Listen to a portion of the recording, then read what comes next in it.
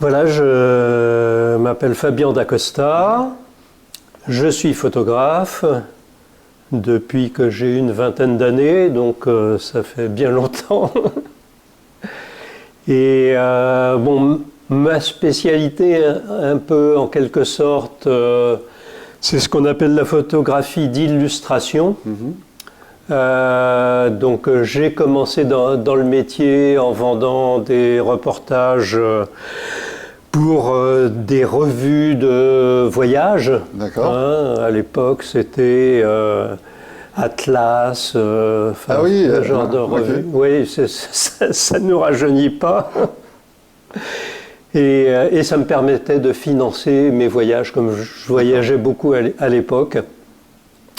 Et puis, de fil en aiguille, eh ben, je suis rentré dans le métier avec les aléas que ça comporte, le métier de photographe qui est de plus en plus difficile. Hein. J'ai eu la chance, habitant dans un petit village de la Drôme, de travailler plutôt sur le plan local, ce qui n'est pas plus mal. Bah non. Donc, avec le parc du Vercors...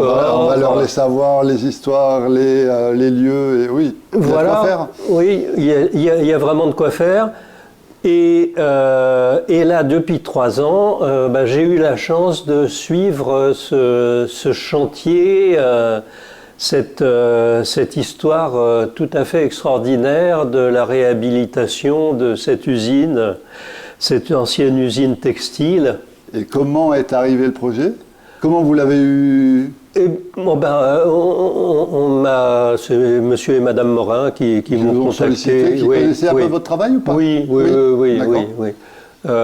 Donc vraiment... l'idée de, pendant 2 ans comme ça, de suivre un projet, c'était quelque chose qui vous motivait? Ah oui, ça c'était extraordinaire. J'aime beaucoup travailler sur des projets à long terme. Ouais. Et bon... J'ai toujours aimé travailler aussi sur les artisans. Ouais, c'est ce que j'allais dire. Oui. C'est-à-dire que là, pour le coup, c'était pas pour en faire une usine, c'était pour en faire un lieu différent. Et ça vous plaisait aussi? Ça me plaît. Bah oui, a fortiori, hein, le projet était vraiment enthousiasmant à tout niveau. D'accord. Et le fait de pouvoir côtoyer ces artisans. Je veux dire, j'étais là à peu près chaque semaine, hein, durant presque 3 ans.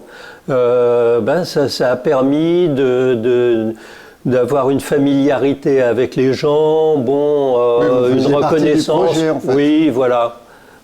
Donc, ce qui simplifie bien les choses, hein, quand j'ai eu juste 1 ou 2 refus.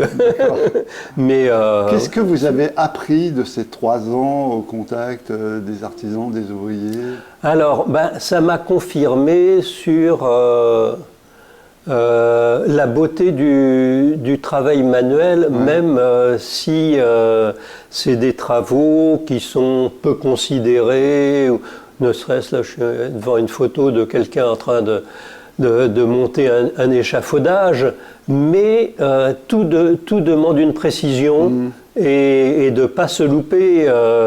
Donc, c'est les gestes, c'est l'habitude de répéter les mêmes gestes qui fait qu'il y a des ouvriers qui arrivent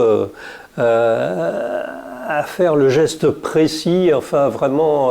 Est-ce qu'ils ont vu les photos?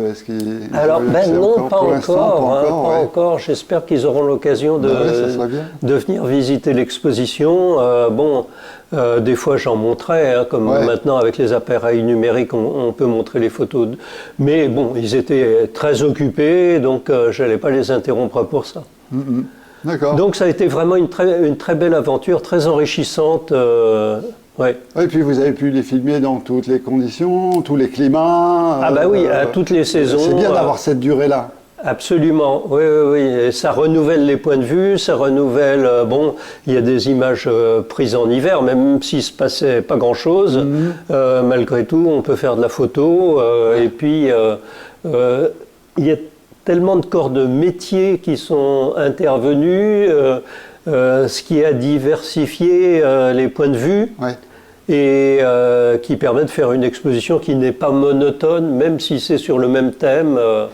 C'est toujours un peu banal de dire ça, mais est-ce qu'il y a un moment qui vous a marqué, il y a une photo qui vous a marqué, il y a un point de bascule dans votre... Alors, qu'est-ce qu'il y a eu de particulier? Je dirais peut-être la pose des structures métalliques. Pour les chaises. Ça, c'était impressionnant. Ça a été quand même un basculement, parce qu'avant, il y avait des travaux de préparation. Ouais. Et puis là, tout d'un coup, et ça s'est passé vite. Et c'était l'aboutissement des chaises, le renouveau de la structure. Voilà, voilà. Et c'était la structure qui allait émerger. Ouais. Et ça s'est fait assez vite. Hein. D'accord. En 2-3 mois.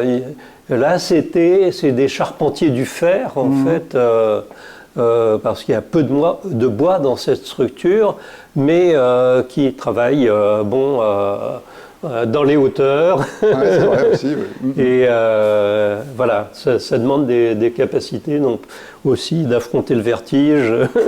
Ce qui me semble insolite, c'est le regard qui a été porté sur ces bâtiments qui étaient, il faut le dire, en ruine. Hein. Moi, je les avais photographiés avant la restauration. Bon, parce que c'est, vous savez, les photographes aiment bien photographier des ruines. Ouais, c'est vrai. Il y a même tout un courant photographique là-dessus. Quand on photographie des ruines, on est tranquille, on est seul et tout. Voilà. Absolument, il y a une certaine poésie qui s'en dégage, le passé qu'on peut évoquer. Mais là, c'était transformer ces ruines en quelque chose d'avenir qui n'existait pas sur place, c'est-à-dire en faire un musée, enfin un musée, un lieu d'exposition. Et ça, j'ai trouvé ça très, très courageux. Ouais. Très courageux dans un petit village comme Saint-Jean-en-Royans. Et ça me semble très intéressant de mélanger à la fois, d'avoir ce regard croisé entre l'art dit traditionnel et l'art codifié. Ouais, et ce qui va se faire demain. Ouais. Merci Fabien. Voilà, merci Philippe.